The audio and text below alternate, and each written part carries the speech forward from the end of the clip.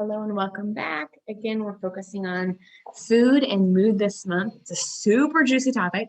And if you missed out on or you haven't had a chance yet, I would encourage you to check out the mini workshop I'm doing on the connection between food and mood. And it gives you 5 days of support and really kind of diving deeper into some of the things we've touched on this month in the podcast. I find that a lot of times we maybe know what to do, but we get stuck on the how.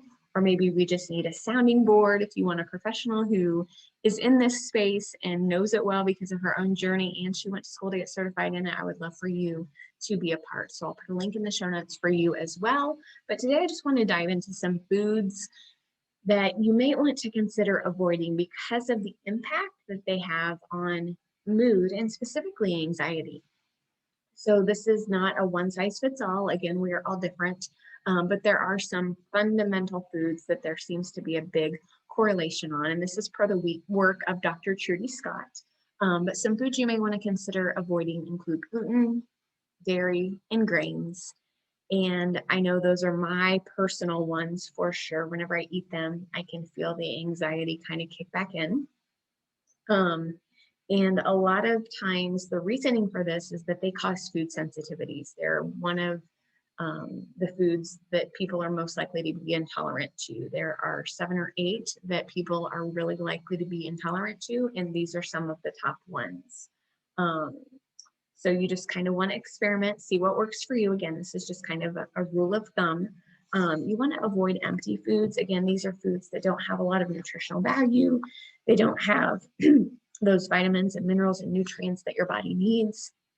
They're foods that are kind of empty calories, full of sugar, full of preservatives, just really don't have a purpose because they don't even satisfy you and make you feel full. They just usually make you crave more food. You definitely want to avoid those.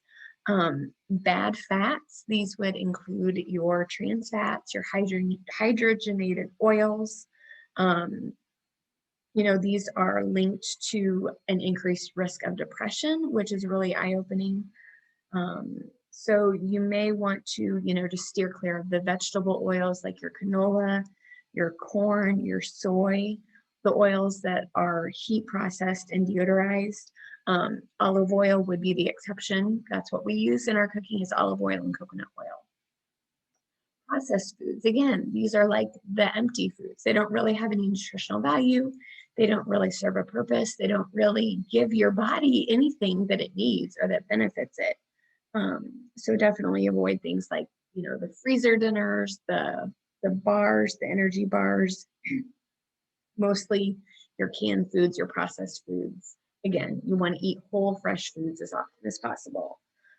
Genetically modified foods, these have an impact as well. And they show, we just don't know the long-term health effects for sure. So there is a website that has the latest on genetically modified foods. It's called the Institute for Responsible Technology. That might be something you'd like to pursue if this is of interest to you. I'm not going to spend a lot of time on it here. Caffeine does impact mood. It does, it just does. Your coffee, your teas, possibly chocolate with the exception of dark chocolate. So again, just use that food mood journal from last week, see how it affects you. We're all different. These are just kind of some guidelines that I thought might be helpful if you did the journal and you were completely overwhelmed. Finally, your sugars, your artificial sweeteners, and your sodas. And the reason for this is that they have a lot of hidden sugars. They've got corn syrup, they've got high fructose corn syrup. They're just not nutritionally sound and they offer really no benefit to you. So these are just some, rules of thumb to play with, see how your body responds of some foods that you may want to avoid. And as we talked about, those dyes as well. So if you have questions, if you need help with this, reach out. It's what I do. I'm happy to help. I know how overwhelming it can be. I know how frustrating it can be to not know where to start. And that's what I would love to do is help you start if that would be of interest. So let me know what you need. I hope you have a beautiful day and I'll see you next week. Bye.